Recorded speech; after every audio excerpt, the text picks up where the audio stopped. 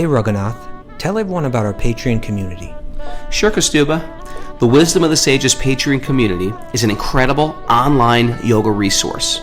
If you like the type of yoga wisdom and culture we share on the show, then our Patreon community is a great next step. This is a listener-supported podcast, and any level of sponsorship will unlock a wide range of live and archived classes, talks, and even workshops. Raghunath teaches, I teach, and we have a host of other excellent teachers on topics ranging from yoga philosophy, asana classes, storytelling, Ayurveda, kirtan, cooking, meditation, and a lot more. We even have an incredible online Bhakti 12-step recovery group. So if you want to check it out, go to patreon.com/wisdom of the sages. All right, let's get it on. Om Namo Bhagavate Vasudevaya. Om Namo Bhagavate Vasudevaya. Om Namo Bhagavate Vasudevaya.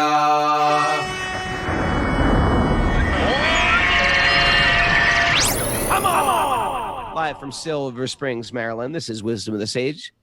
Wisdom of the Sages. I said Wisdom of the Sage. Wisdom of the Sages, a daily yoga podcast with your host, Raghunath, and co-host and senior educator at the Bhakti Center in New York City, Kaustubha Das. Welcome to the show. Welcome to Walk on Wednesday, and welcome to the Srimad Bhagavatam. This is our daily yoga podcast telling you how to apply yogic principles to your life. Not because we're so smart, but we study this ancient book, the Srimad Bhagavatam, which, although it's ancient, although it's got these mystical stories from other universes, they're very relevant, substantial truths that we can apply to our life. It's the day after, the 14th day of the moon. Today is the 15th day. It's the full moon. And it is, we just came off this beautiful festival for Lord Nrsingadev. Kaustubha, how are you? Are you hungover from that? I'm not hungover. It's a pretty quiet celebration around here. Quiet celebration. Okay, I'm a little hungover. Yeah. We chanted, we danced, we feasted. Good for I was you. with Gauravani. I was with Gopi. I was with a lot of our old friends, Nanda Vrindavan and Braja Bihari. Mm-hmm. Met a lot of cool people and met a lot of others at the Potomac, Maryland Krishna Temple. There's a lot of others out there. Others were just coming up to me. I met a great other. I'm not introduced him yet. I met a great other. He's about to show up in a second. But I met another From peanut butter sandwich cookie. another mother from another mother. Another mother came up to me and said, Henry introduced me to him. Mm-hmm. It was it was like one of these scholarly Indian men. Came up to me and he said, I'm really liking Wisdom of the Sages. I said, thank you. He goes, the material world is very boring, but, bhakti also can be very boring. But, we have puja and yagya and classes. It's a little boring sometimes, but you make it not boring. I think the whole material world is actually boring. And we artificially place hype on things that are boring, and we live in this type of hype for the Super Bowl. Come Super Bowl 55. You know what I mean? We place hype. UFC. It's just hype. And advertisers have specialized in selling us stuff that won't fulfill our heart. So if you're going to hype something up, hype something that's worthy of hype. Lord Shri Krishna, sweet baby Krishna, is worthy of all our hype. What do you think about that, Kaustubha? Hype him up, Raghu. We hyped him up. You're the hype man. We sang, we danced, we chanted, we feasted. We want to make a special announcement, too. Our Wisdom of the Sages retreat in Long Beach, California. This is the last call because there's practically nothing left there. So if you're interested, go to yoga108studio.com to sign up. yoga108studio.com. And there we are going to, you can meet all the Wisdom of the Sages celebrities, including Kaustubha. They're rolling out a red carpet for Kaustubha. Mara's going to come off a private limo, show up with autographed vegan meatballs. We're very excited for that. And then the following week is our Jagannath Rath Yatra Wisdom of the Sages retreat. And that is the 11th, 12th, and 13th. So the first 2 weekends of June, you can register through the New York one at bhakticenter.org. Meet your favorite Zoomers. If you've never met them, you just see their face. You can meet them in person. They're going to show up. It's like a family reunion. Meet others, the mysterious others you hear about that are lurking about, listening to the show secretly, never leaving comments. If you are another out there, there is something to be said. Bhakti Henry's with me here. He's a Zoomer, and now he's live. And, you know, Bhakti Henry was just saying there's something about being on Zoom. There's this like accountability. There's an excitement. Join us live here on Zoom every morning. Get the secret codes from Mara, wisdom of the sages 108@gmail.com. She will send you the codes, and you can be a part of this very strange fraternity we have. Mara, anything you want to share? No, I don't think so. There's a Bhakti recovery group meeting today. Maybe at noon, maybe at 1. I'm not completely sure. It's at 1. At 1, thank you. You know, there's a famous sadhu of Lord Chaitanya's time named Raghava Pandit. Do you know what he was famous for, Kaustubha? Raghava Pandit. With the bags? Yes! Yeah. He'd walk around with a bag of Mahaprasad and just give sweets.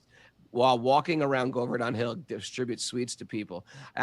Mara is the modern day Raghava Pandit. She walks around with a bag of vegan meatballs, handing them out. Here you go, Mahaprasad, Mahaprasad. It was like a meatball. Vegan meatball? It's a vegan meatball. Speaking of vegan meatball, we got a special walk on Wednesday today. Henry introduced me to at the temple. This is Premananda Vilas Prabhu. Premananda Vilas, welcome to the show. Hey, thank you. Can you hear me all right? Yes. Premananda is one of these dynamic spiritual forces out there in the world. And we met over serving out prasadam. And you grew up a devotee, Premananda. What's your story? No, I met the Bhaktas in about 2007, 2008. I was still in high school.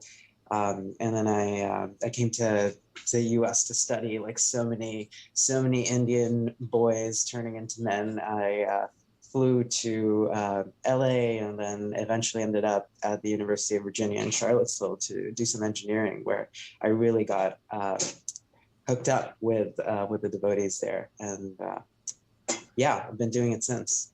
Let me just go back a little. So you were in India, but were your parents into Krishna or into Bhakti? So I grew up in India and in Delhi specifically. But you know, our family was pretty much like a pious Hindu family. We didn't specifically follow any path as such, and I wasn't really very religious at all growing up. Sure. Yeah. And there's probably a great hope for every Indian family to send their kids, not every obviously, but send your kids to make a better life for yourself. And it's very competitive. And you made it. You made the cut. And then you let everybody down by becoming Hare Krishna. Well, they certainly felt that way at the beginning. But when I convinced them I wasn't, going to take sannyas anytime soon, I think they were quite pacified. They just want grandkids. Let's face it. Parents just want grandkids. But you know what? You walk that line very well because you are a serious practicing Vaishnava. And you just finished your PhD? Yeah, I finished my PhD in history. I actually I graduated this past weekend. And I've been working. Congratulations. Thank you. I've been working at the Smithsonian, the National Museum of American History, for a year now as a curator there. Yeah. And what was your PhD in? So my PhD was on broadly U.S. 20th century environmental history, but specifically I studied the transformation of animal agriculture in the 20th century, how it moved from a more pastoral image that you tend to associate with animal agriculture, cows grazing on these open fields, big skies, green pastures, right. And how the industry transitioned from that into factory farming by the 1960s, feeding cows and other animals highly concentrated diets of grain laced with hormones and antibiotics, and they're essentially having to spend most of their lives, and for cows at least half of their lives, in what are called feedlots, ankle deep in their own waste for months and months on end, squished together, truly cramped together with other members of their species. This PhD does not sound like an engineering degree. What happened? Where did you go? Where did the train go off track there? The train seemed to go off track when 2 years into working out of undergrad, I realized this really wasn't my dharma. And I'd been reading the Gita by then. And Krishna talks about following your dharma, figuring out your dharma and following your dharma. You know, better follow your own dharma poorly than someone else's perfectly. And I realized in search of my dharma, I had to go back to school and really reroute, change my direction, change my path, shift from what was making me money to what I felt like I could do for the rest of my life. Wow. That's, by the way, the animal industry is like a super important thing to talk about, and animal rights and maybe trying to undo all the mess we've done. But what you've done here in this statement is actually a very big thing too. And at Kaustubha, I'm sure you see this a lot too, is you meet these people who are getting pushed down this path that makes a lot of material sense, but it's just not what their heart is calling them to do. And I run into people like this all the time. And it's very big of you to sort of like stop that train that was moving straight ahead where and there's a promised, jackpot at the end of it. And to stop the train, was that very difficult to do? No, it wasn't. It wasn't. It felt absolutely the right thing to do. And I definitely feel like Krishna egged me on. So it wasn't that I had to fight it. It felt extremely, extremely natural. It felt like the right thing to do. I'm just wondering about your research. I imagine in the end it paints a very negative, dark picture of where we are right now. Indeed. Do you see some kind of hope, some kind of path that we might be able to take? Yeah, so Raghunath and I were sort of talking about this. It seems like in order to have a total transformation of the way we treat animals, there needs to be some kind of meltdown, because the system is so ingrained. It is so deeply part of the economics and the politics of America and increasingly the world, that there needs to be a paradigm shift or some kind of total breakdown. And ironically, with the coming to light of the role of animal agriculture in global warming, Mother Nature herself is forcing us into that place. Well, maybe that will happen with the forthcoming apocalypse that we're expecting. Well, that's exactly what I'm saying. The way we've treated animals and the way we've treated the environment in the ways that we've manipulated animal bodies, and whether it's air or water, has created its own antithesis, its own sort of moment of reckoning. Yeah, there's still, the animal industry is still using those pastoral imagery to try to sell us, and it's just not working anymore. We know too much. You were mentioning some books, media, movies you like that, like, what can we do about it? Okay, we're going to walk away from the podcast. What's our takeaway today? Right, absolutely. So if you like documentaries, I highly recommend, especially if you're new to this world, right? The first thing you should do is adopt a plant-based diet, or at least move away from the consumption of meats, because that has a huge impact. Start to regulate, right? At a personal level. Exactly. And if you're attached to meat, then give up beef, because that truly is is far beyond any other substance in terms of its environmental impact. But the ethical impact remains for any sort of meat product. So that's the first thing you can do. But if you're already there, or you already know a little bit about this and want to know more before you make any decisions, watch the documentary Cowspiracy. They have a really good sequel, Seaspiracy. I love them both. Seaspiracy was good. Yeah, perhaps everything about them except their name. You don't like their names. Cowspiracy sounds like the cows are up to no good. They're like they're doing something secretive. Exactly. If you like to read, I highly recommend Michael Pollan's Omnivore's Dilemma. I recommend Fast Food Nation. It's also an excellent Fast Food book. Nation was good. But if you are going to wait for a couple of years, hopefully my dissertation will get published by then. There we go.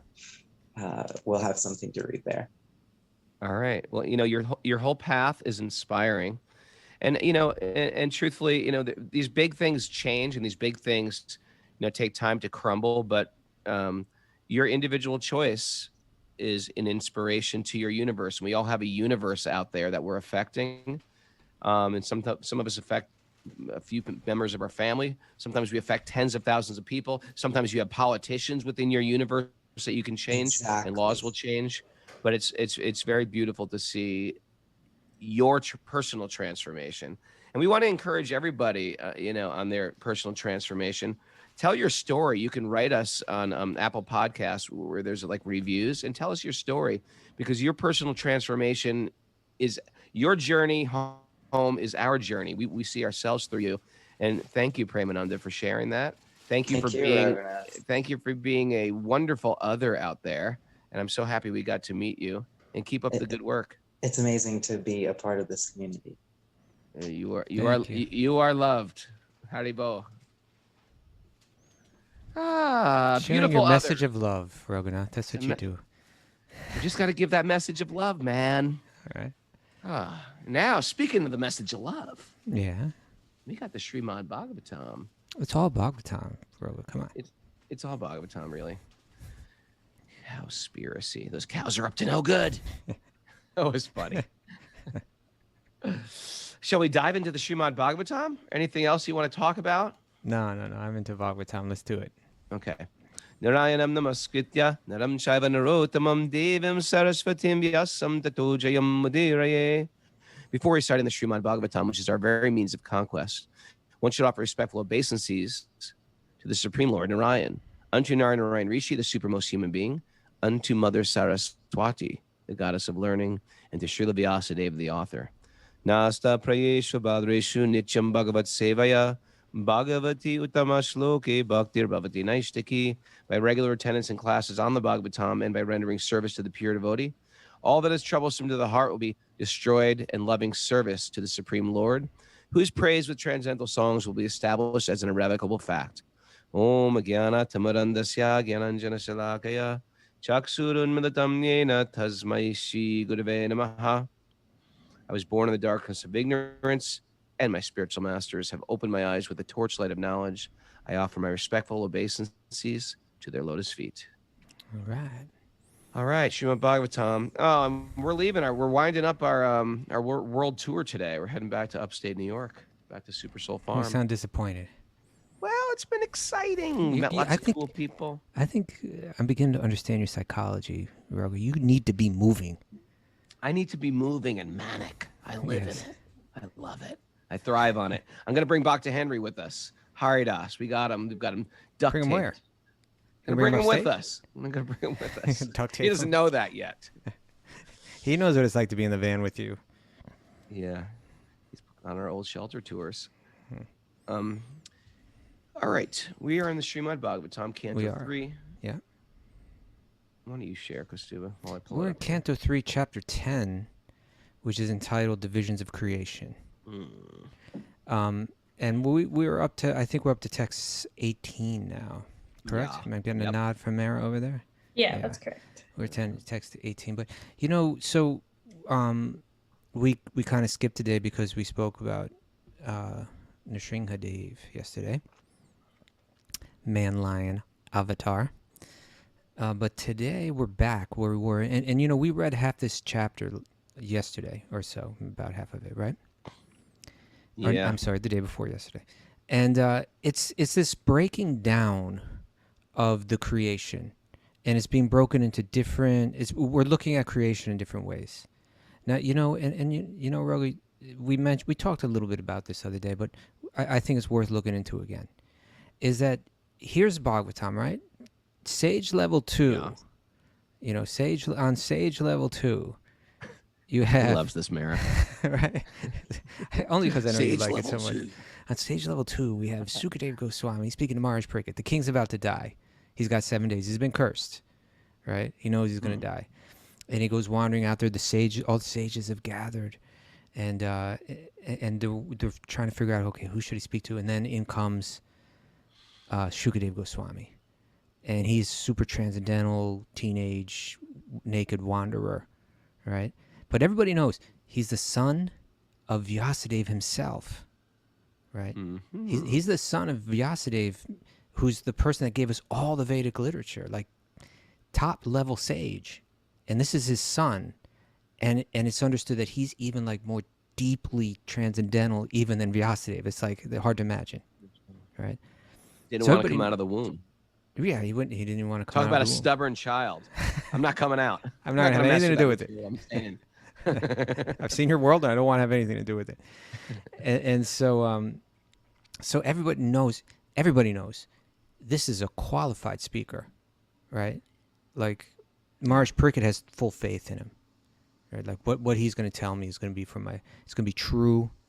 It's going to be deeply insightful. He's going to take me in the right direction. And so they sit down there, and he's like, "I got 7 days left. What's my duty? Help me out here. Get me focused, right?" And so then, you know, Shukadeva Goswami's explaining, we got to meditate on Krishna. That's where this is all meant to go, you know. And so Bhagavatam will, you know, really it's building towards the 10th canto, which is huge, right? Like amongst the 12 cantos, the 10th is like at least twice the size of any other one, and you know, like 4 times the size as most of the other cantos. So that's all Krishna's life, meditating on Krishna's pastimes, the meaning in them, the beauty in them. That's where he wants his mind to go before he dies. So why not just go there? You know, like why not just jump to the 10th canto?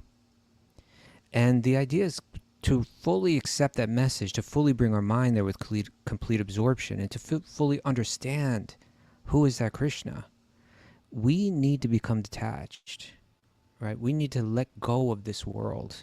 We need to step out of the illusion in order to step into that transcendental reality, to bring our mind and fully absorb it in that transcendental reality. But the illusion's so fun.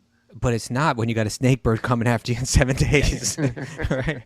Illusion's not fun. Yeah. You just got to shine a little bit of light on that hype. And then Well, it you goes know, away. you see, that's the thing, because what you said, there's truth in it, right? We do find fun in the illusion, and we do find a taste, and we do, and part, you know, if you take Vyasadeva's whole teachings, part of it romanticizes the material world in the sense that it says, hey, if you want to enjoy deeper pleasures in life, go to the heavenly planets, live a long life of great enjoyment. The Vedas are going to teach you how to do it in this way. Be pious, be kind, be generous, do the rituals, you know, and you can have that. But then to go... Yeah. There's actually better sense gratification than what we have. If you really analyze sense gratification, there's ways to do it better. And we do it in a very gross way of rajas and tamas, according to the gunas. And the Vedic culture teaches how to enjoy sense gratification through really sattvic ways. It's a refined pleasure. Yeah. Just like when I eat, talk to Henry, he'll tell you. We're eating a big bowl of, what's that called? Vietnamese soup, Mara? Pho? Pho.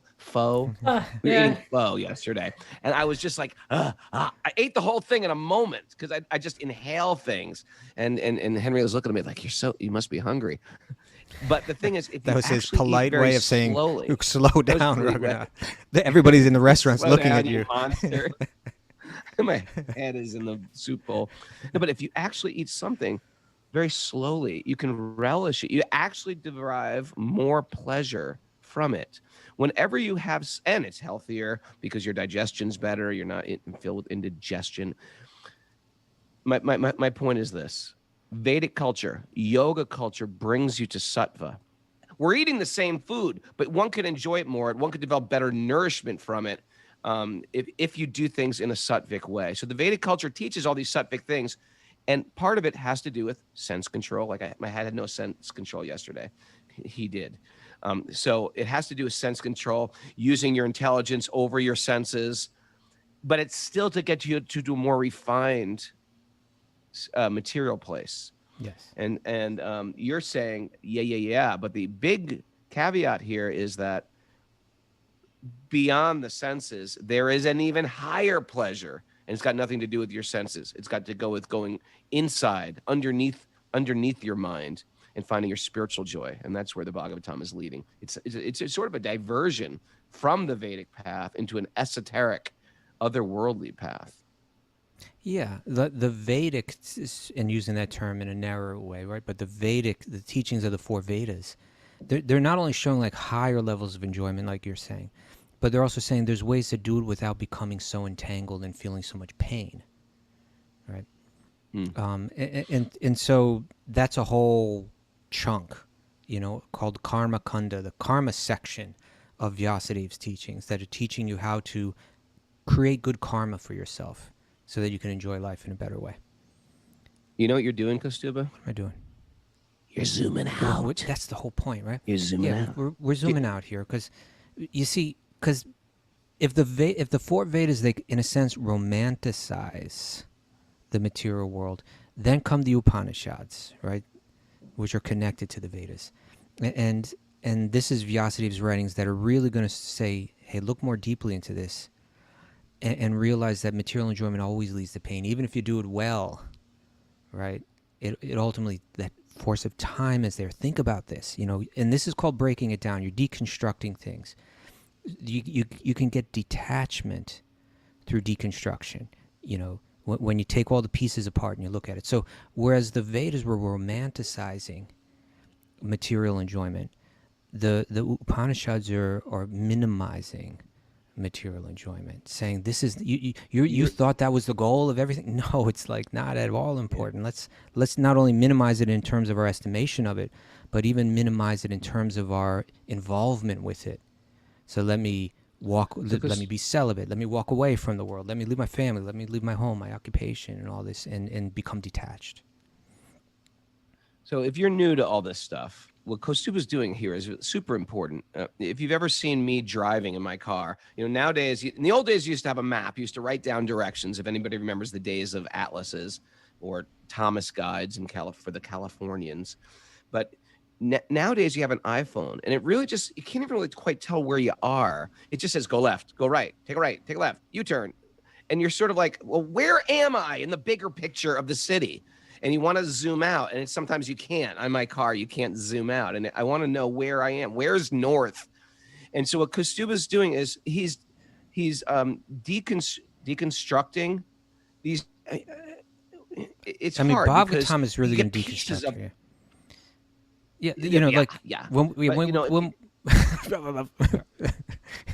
Go ahead. I'm just saying that when people want to learn this stuff, what do? You go to a bookstore, you go to a yoga school, you find some. It's very confusing for a yoga student, which gets a very heavy push is through physical therapy yoga, and then healing, and then Ayurveda, and karma, and jnana, and a book on bhakti, and this guy's leading a kirtan Tuesday night, and seva, and social justice. And I'm lost. Yeah. And so what Kaustubha's doing here is showing this is how it's presented. And now we're gonna zoom way out to see where north is, where south is, where east is. And this is how it's presented. And then this is how bhakti fits in with this. This is how renunciation fits in with this. This is how working in the world in a noble way and dharma fit in with this. This is where kirtan fits in with this. Keep going, Kaustubha. I'm on the edge of my seat. All right. Well, in a sense, I'm not doing that, but the Bhagavatam is going to do it in this chapter, right? It's going to give us that zoom out.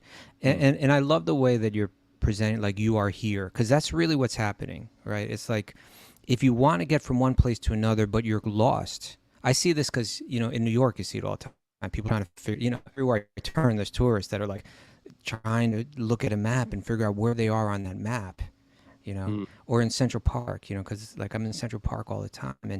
And they have these maps, especially in Central Park, because like the whole point of Central Park is that because the whole city is a grid, they designed the park where there's like no right angles. Everything's like curvy. And so people are trying to figure out where they are, right? And so then you get to this map, and then the map shows you are here. That's what you're looking for, right? Like you are here. You try to find that spot, and then you start to look around and realize, oh, yeah, that's where I am. Like someone that's familiar with it. Like I'm familiar with it, even if I got like lost in one of like the rambles of Central Park, where like there's tons of little curvy woodsy, Yes, roads. charming. It's very charming. And so, I can look and see in the distance, oh, that building's on Fifth Avenue, and that building's on Central Park West, and that building's on, 59th Street or some downtown. And so I can get my bearings straight. Right. And what Bhagavatam is going to do is it's going to say you are here, right? Like in terms of just in this chapter, just in chapter 10, it's going to give us you are here in terms of like cycles of destruction.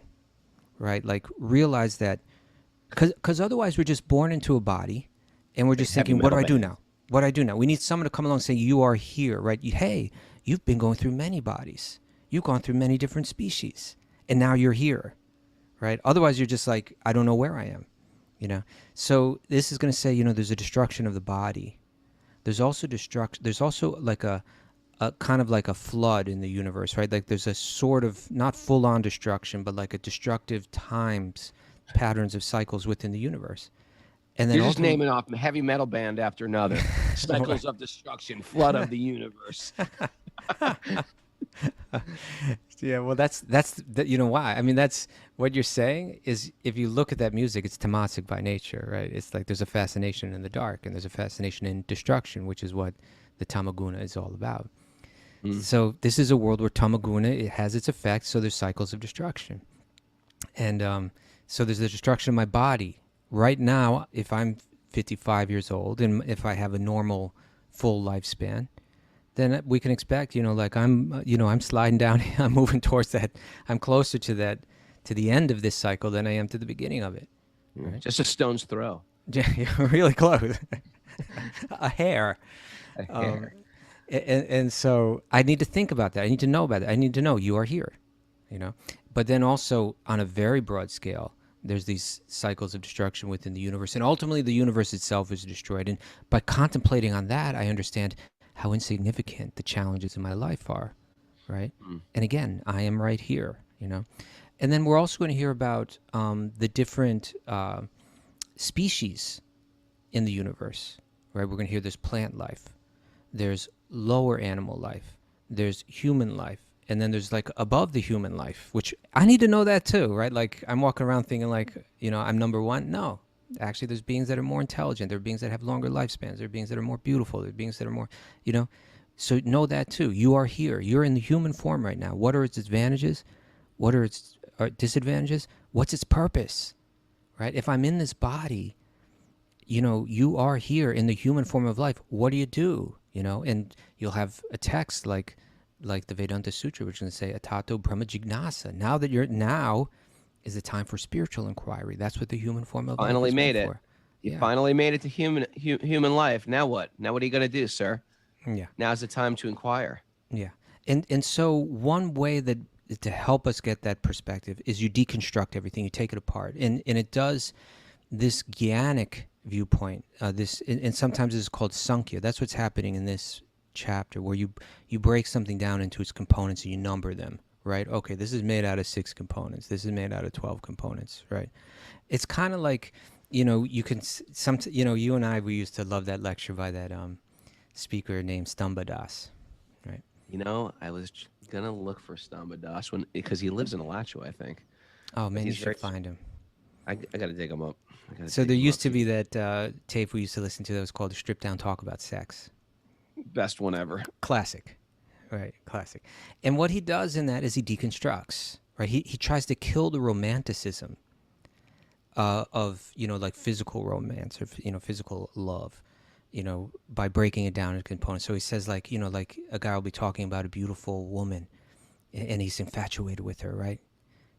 And it's like saying, Infatuated with what her form. for her He's form, like, what a the shapely beautiful shape of her form. shape, I believe is how he described it. The shape of her shape.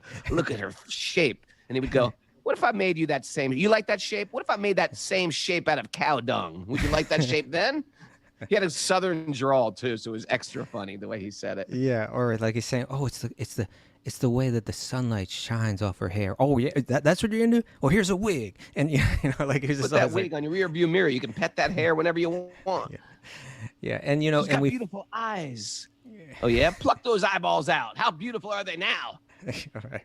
So it's like, but in one sense, that's what Samkhya is doing, right? It's saying this is what the material world's made out of. Let's break it down and let's not become infatuated by it. Let's see all the pieces and let's lay all the pieces out on the table. And It's actually incredible, and I think a lot of people, even what you said, is a very profound statement. We see someone, we're like, what beautiful hair. Okay, make a wig out of the hair. What beautiful eyes. All right, pluck out an eyeball. Where's the beauty? It's an eyeball. You know what I mean? We deconstructing things that we're attracted to. It punctures the romance of the material world of enjoyment, because that type of enjoyment isn't in the here and now. It's in the hope to enjoy. I will enjoy beauty. It's not just even with a body or beauty or sexuality. It could also be with I love Europe. I always want to go to Europe. It's the hope to enjoy Europe. You analyze, where is it? What are they doing in Europe? Are they doing anything different in Europe that they're not doing in America? doing the same stuff. Same stuff. Eating, sleeping, mating, defending. It's going on everywhere, even in charming places. And that's what Samkhya is. It's a breakdown of where is our pleasure actually coming from? What are we actually romanticizing? And what is actually reality? It's very, very interesting little yogic It's science. a science. It's a science. Blinded me with science there, Raghu. And but and this is actually, Samkhya, this which literally what it literally means to count, to deconstruct, to break something down into its component ingredients and count them. We'll see that in the Bhagavatam, and we'll see that through it becomes a very important part of Jnana Yoga, of developing detachment through this analysis. But this is part of the reason what, like, I think people like yourself and myself we had an interest in spirituality, but how we got drawn to this particular tradition is there's so much information, so much valuable information. It's more, and I don't mean to say this to demean any other spiritual traditions, because there's wisdom and beauty in so many of them. But where do you find the detail? Like the science as this, where do you find about the gunas, the three gunas, and the influence that they have on your consciousness? Yeah. You're only going to find it coming from this tradition. Where you're going to find about Samkhya, where you have this.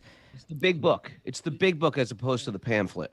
The Vedic teachings are the Maha unabridged dictionary. Do you remember the old days when you go to a library and get those dictionaries and they're on a stand and the pages are really thin, and thousands of pages? It's the big book of metaphysical, spiritual information. That's why we're here. That's why we're here, and for the prasadam. And it gets real sweet too. And it gets because it's not going to just talk about God, but then it's going to go into great detail about God, right? Like personal God, detail, soul, other planets, all that, UFOs, other type of species, ghosts, even. astrology. Astrology. It goes there. Why not? It's all tied together. Okay. Tied together. Jewels, gemology, crowns. Everybody's still talking about the crowns. Yeah. The other day in our astrology class, we mentioned how the crowns have there's 9 points of the crown for the 9 planets. Raghunath, just do me a favor. Yeah. If you want to wear some rings with gems on, that's fine, but just don't wear a crown. I have the money, I'd have a crown right now. It's all connected to the Sahasra chakra, the 1,000-petaled lotus, drawing in sacred energy from the celestial bodies right to my skull. Okay. All right. Why don't we dip in now? You ready? Okay. I thought we were in. We'll dip into the actual reading of the Bhagavatam verses. Okay, dive. dip dive. Okay. So in the last verse, text 17, we heard about those 3 different levels of creation, I think, or maybe the one before that. Now here's text 18. And now we're going to get into the primary creation, which are the equipment that Lord Vishnu provides Brahma to create on the secondary level of creation. You know, there's equipment here that that Vishnu creates. So text 18.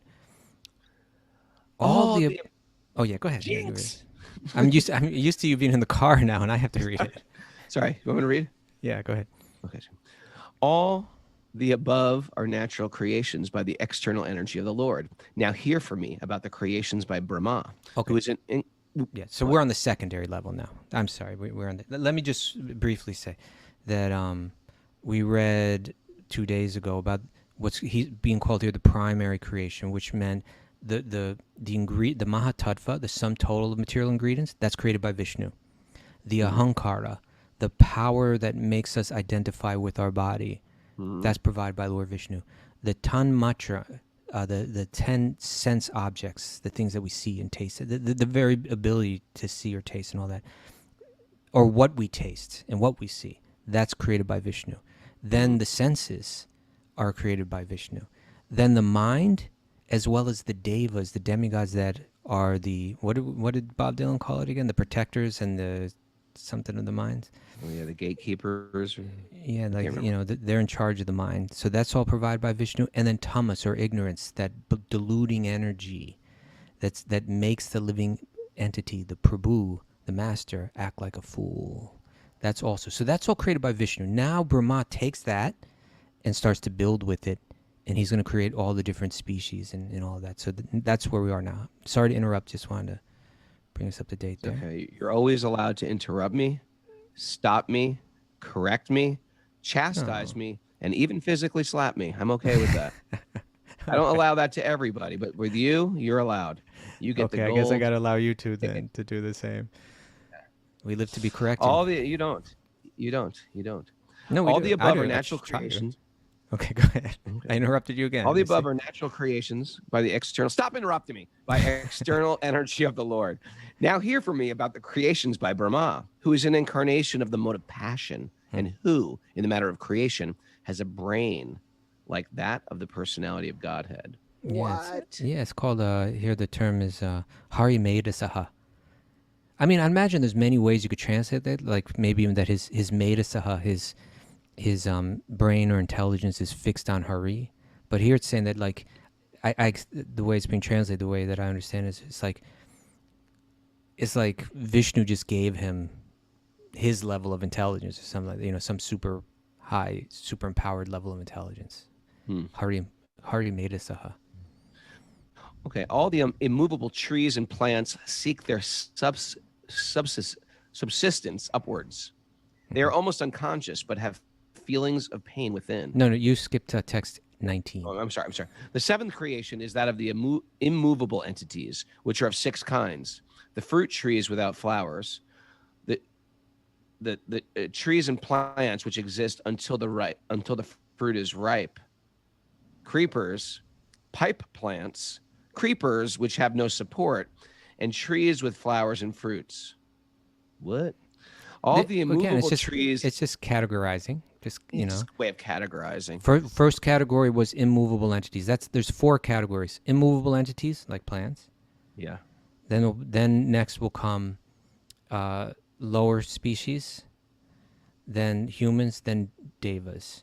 So those are 4 categories. But then each one of those categories is being broken down too. So right now it's breaking down the first category, the plants, the immovable entities. By the way, you know, even little children, in little children's like workbooks they get, they're like, what do these things have in common? And there's different ways you can group them. And some people will say, well, they're all shoes, and say, no, they're all red. And there's a different set of a subcategory. Oh, they're all to be worn on the feet, you know, and that's another subcategory. So there's just a different vantage point of how to categorize things. One way of categorizing. Yeah, so this is just the way the Bhagavatam does. Of all immovable trees and plants, they seek their subsistence upwards, and they are all almost unconscious, but have feelings of pain within. They are manifested in variegatedness. That's, in one sense, although this is just coming out as categorical information, Yeah. it's like, okay, I get it. Like plants suck their nutrition upwards through their roots. Okay. And therefore you've created this category. But then it goes and gives us some of the symptoms of the plants. And the first one, it says it must be very significant, right? Like it's got to really help us understand the nature of this category. And it says they're almost unconscious, but have feelings of pain within, meaning that the plants that we see, they're conscious living beings. There's an Atma in there, the same quality Atma as you or I. But in that body, its potential is limited. Its consciousness is dulled, right? Because it's working through that plant body. And this verse here even relates to Premananda's, topic there. Is like, the food that we eat. We need, if we look carefully, we'll see that every living being is surviving off the death of another. Sure. But if we want to move through this world as you can look at it different ways. You could say as compassionately as possible. You could even say in a practical way, generating as little negative reaction for myself. Well, then let's eat in a way that causes the least amount of pain. So here it says minimize pain. Minimize the pain. So hashtag that, Mara. And minimize pain. I appreciated the way that Premananda presented it. Was like, he wasn't just like, everybody's got to stop this right now, because it just, you can do that, but it only, that's how you create a filter of how many people are willing to hear your message and improve when you come off like so confrontational like that. But when you say, okay, let's look at, there's a problem here and let's address it.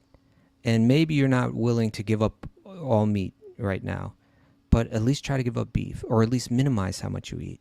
Let's move forward here. Let's all recognize the problem at least. But if I come and say, you got to stop this right now, my attachments may prevent me from even recognizing the problem. I might even fight against your pointing out the problem, right? So in any case, here it's telling us that the nature of plants is that they're conscious beings just like us, but their consciousness, their awareness, their sensitivity has been very much dulled in that body. And so if I need to, so there's a difference when I pull a carrot out of the ground or when I slice the throat of a cow. There's a difference in what's being experienced, the level of horror and trauma and, and pain that's caused. And of course, a lot of times in the plant-based diet, you don't have to kill. You're plucking berries, you're picking fruit. Sometimes, yeah. Sometimes you're enhancing the growth of the plant. And of course, even with that, even if I eat the apple, there may be a little bug in there that I don't see, or in the process of doing something in agriculture, even in an organic way, or there's some pain we're gonna create just to exist. So, Mara, minimize pain. Minimize pain. Okay. Mara's with it. She's with the message. She's like, nah, okay, I'm with you. She says that's why I make vegan meatballs. That's why she makes vegan meatballs. The eighth creation is that of the lower species, and they are of different varieties, numbering 28. They are all extensively foolish and ignorant. I hope I'm not part of this list. They know they're desirable. They know they're desirables by smell, but are unable to remember anything within the heart. O purest Vidura, of the lower animals, Here we the go. goat, the cow, the goat, the buffalo, the Krishna stag. There's a Krishna stag. I guess that's a black stag. The hog, the Gavaya animal. Interesting. The deer, the lamb, and the camel all have cloven hooves. Okay, so we're getting the subcategories within category number 2. First they're looking at the hooves, right? The cloven hoof. You got them, and then you got like the full hoof creatures. Cloven hoof. Yes. The horse, the mule, the ass, the gora, the Sharaba bison, and the wild cow all have only one hoof. Now you may hear from me about the animals who have 5 nails. Panchanaka. The dog, the jackal, the tiger, the fox, the cat, the rabbit, the sajaru, the lion, the monkey, the elephant, the tortoise, the alligator, the gosapa, etc. All have 5 nails in their claws. They are known as the panchanakas, Panchanakas, or 5 the animals claws, having 5 nails. 5 nails. I met a Panchanakas. snapping turtle the other day, Raghunath, a big one. I In saved New it. York? I was trying to save it. Yeah, I was in Central Park, and the thing was like, I was going through the Ramble, right, which is like, for those who haven't been there, it's like, it's really heavily wooded area with these little trails going through it. Yeah. But even there, they kind of like fence off sections, but the fence is very low. It's like kind of up to your knee. And there was a big animal in there, like fighting, trying to get out. And I was like, what is that over there? And then I looked over, it was a big turtle, like really big.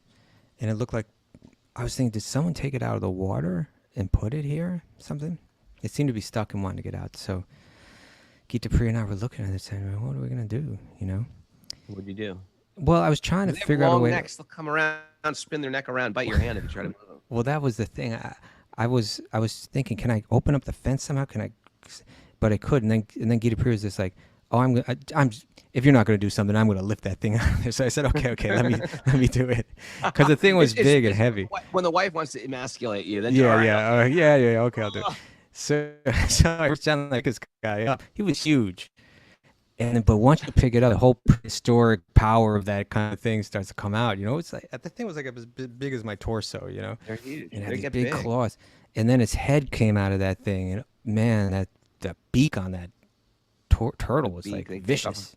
They could take a finger off. Yeah, and then you start to feel the power in that body as I was Did you holding. lift it up? Did you lift up the snapping? Yeah, I turtle? lifted it up. I was going to take it to the water, which was, like, I don't know, like 30 feet away or something like that. He's like, I've been trying to get out of the water for years. What have you done? Well, I was a little worried that maybe it went there to lay its eggs. I think maybe that's what happened. Yeah. Maybe it went there to lay eggs, but it was trying to get out, you know. But the power in that turtle, Raghunath. Then I put it down because it was just like, it's too much. Exactly what you said. I think I felt like it was going to turn around and bite me. Bite your wrist off. Yeah. Take a chunk of triangular shaped flesh out of my arm or something like that.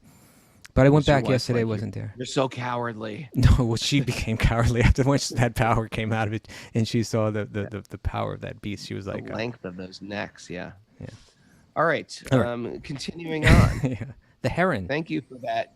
The dog, the jackal, the fire. Oh, we read that. The heron, the vulture, the crane, the hawk, the basa, the baluka, the peacock, the swan, the sarasa, the chakravaka, the crow, the owl, and others are the birds.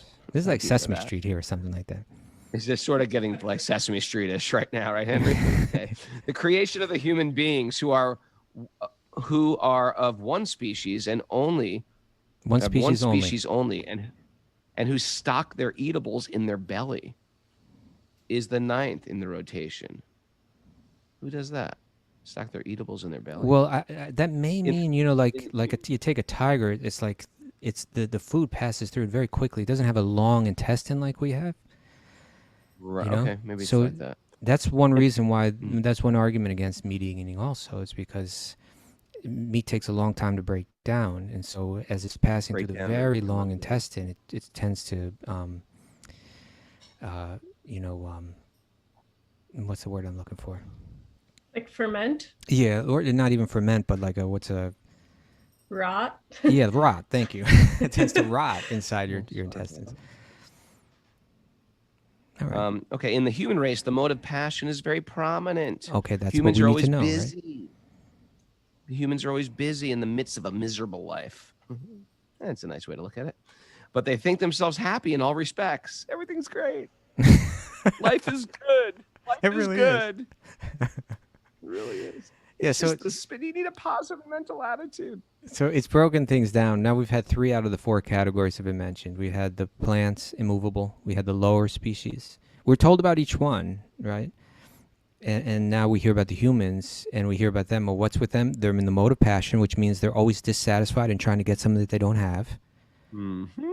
But at the same time, they're convincing themselves, oh, yeah, there's nothing wrong with this situation. I don't need to change it. Everything's good in this world. It's like, no, it's not. But that's the way the illusory energy works on them.